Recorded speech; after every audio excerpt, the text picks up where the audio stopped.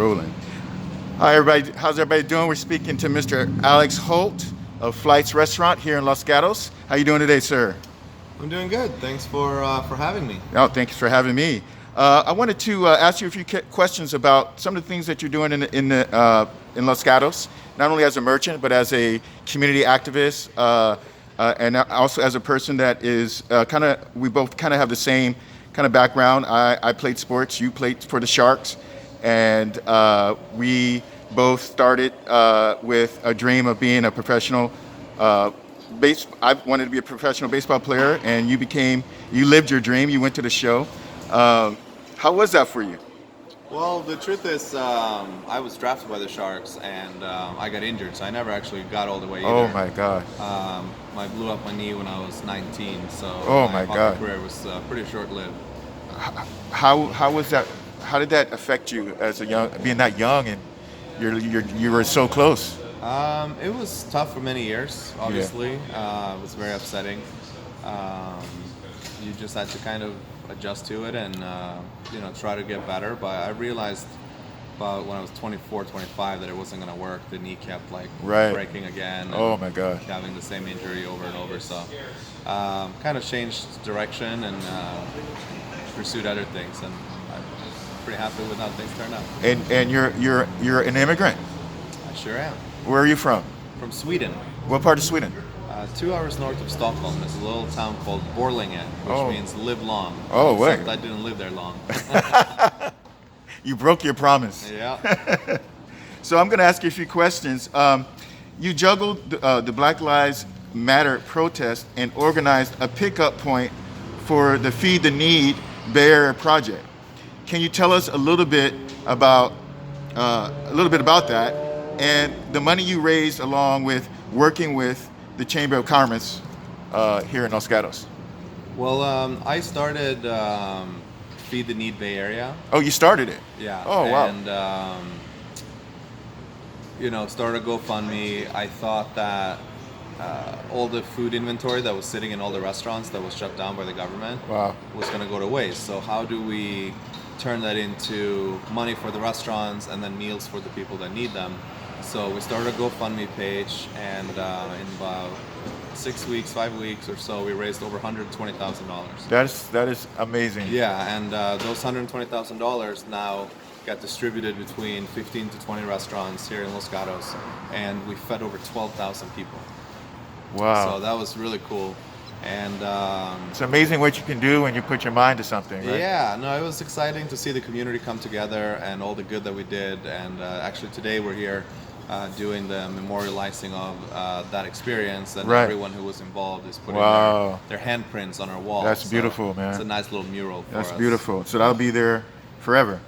That's the goal. So you spoke of a relationship between serving food to your patrons and serving your community. In a time when merchants like yourself who are struggling, how hard is it to put the needs of others first? Well, a lot of people ask me, like, how can you afford to do all this and how can you do this? And I was like, it's not really about me. Like what I believe in is if you open up your heart and you give to other people, that always returns a multifold. And that's what we're seeing now.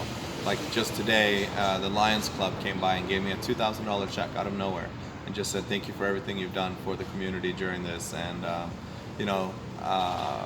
I don't know. I just feel like restaurant is what kind of builds community in small cities. Right. It's where people go for their birthdays. It's where they celebrate their bar mitzvahs or their spring break or whatever party it is, right? So there's all these memories at restaurants. So,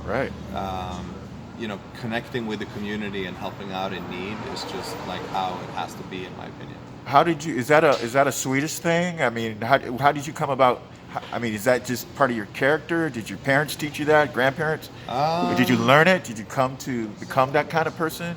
I don't know. I think I've always been like that. So probably have to say thank you to my parents and probably a little culture. It's culture. A little bit of a cultural thing too. I think the Swedish population is very generous and very friendly and care about others. And one of the most important things, in my opinion, in life is common sense. Like people lack common sense these days. Where making decisions that's not just good for them, but that's common sense, and it makes sense for everything. Like, it's just what should be done.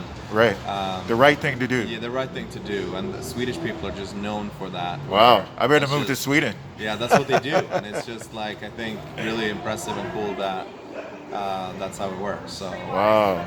Thank God you guys. When did you come here by yourself or your parents? Yeah, Right. I Wow. Wait. How old were you when you came here? I was, let's see, it was 26 when I officially moved. Oh, here. okay. Yeah. So you had all that energy. So you- Oh yeah, a lot of energy. And pretty quick, 2 years after coming here, I met my wife in Vegas, and What? I joke all the time saying that I found the only good girl in Vegas. So- That's a miracle. Yeah. That's definitely meant to be if it happened in Vegas. Exactly. Because it's supposed to That's stay how in Vegas, right? Right. That's a great story. You were one of the youngest athletes to ever sign a pro contract. I think I read it right. Coming from Sweden, but you it was short lived because you had was it an ankle injury? Knee injury. Knee injury. Yeah. Did you find a way? How did you find a way to succeed when 80% of pro athletes don't succeed after retirement?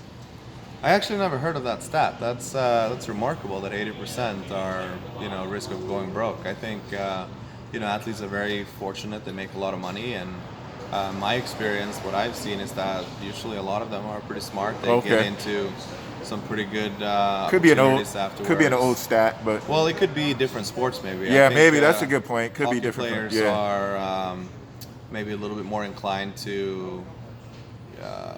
I don't know, to think about the next step, and they. Why is that? Why is hockey? Because that's a good point. I never thought about it. I We don't look know. at sports as all sports people think alike or something. You know? Well, it's a little bit of a culture It's thing, a culture, right? Like, okay. hockey culture comes from Canada, and people like really put effort into caring about the people from a young age. Wow, I see. If you look at basketball and football, it's a little bit more of a different culture where it's cool to be like hip hop and a little bit of gangster. Yeah. It's a little bit, fast cars, gold Right. chains. Oh, I see. It's cultural. It's a little bit cultural difference where the fast life, the jet set life, that kind of thing is more of a big deal versus I think in hockey, it's a little bit more like,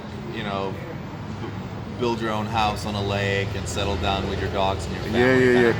Because there's more. Would you say there's more Europeans that play hockey than Americans, right? I think it's very mixed. Oh, it's hockey mixed. is all over the world. Oh, There's, okay. Yeah, it's global, right? Yeah, like soccer. Yeah. There is people from all over the place, really. Right.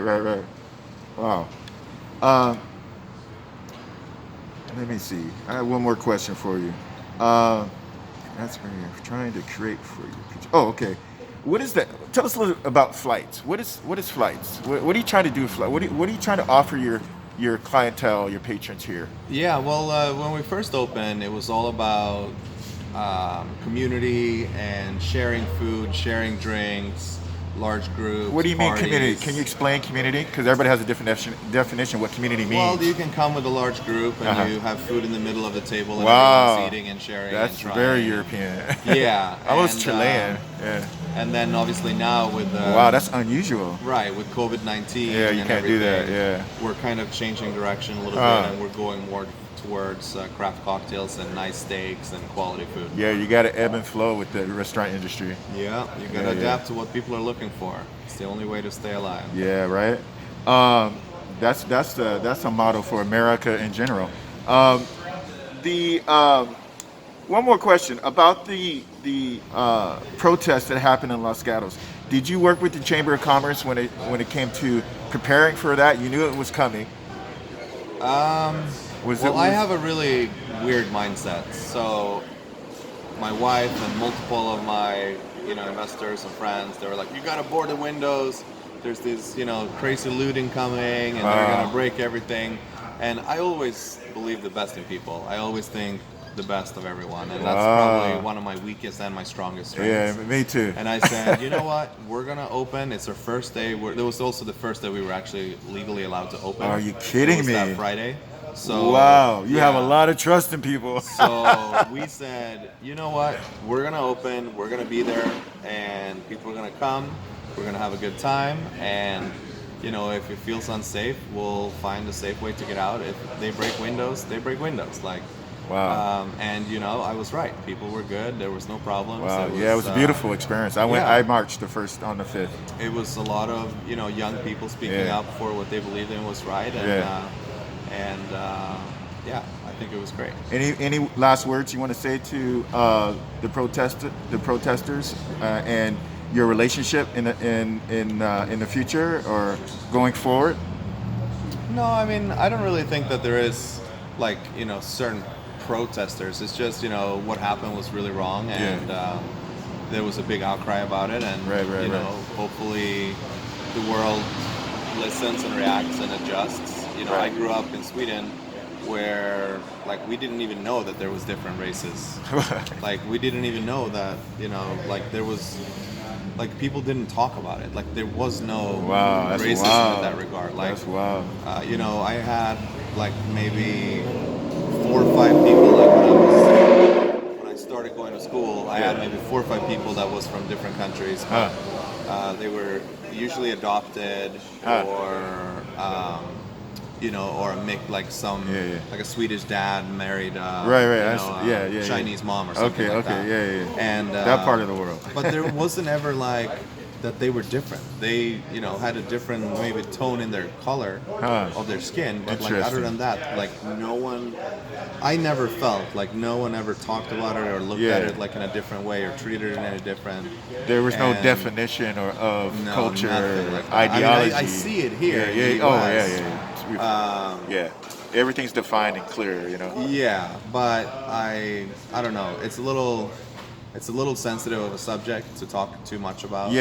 Right now, especially. But I just wish that my kids that are really young right now, they one day get to grow up in America and go to school where they get to have the experience I have when people just are all equal and it's gonna happen. It's gonna happen. That's the goal. That's what I hope. Yeah. Well, thank you so much for thanks. letting us hear your point of view and giving me the time to get to know how you feel and your point of view and everything. I appreciate it. Thank you.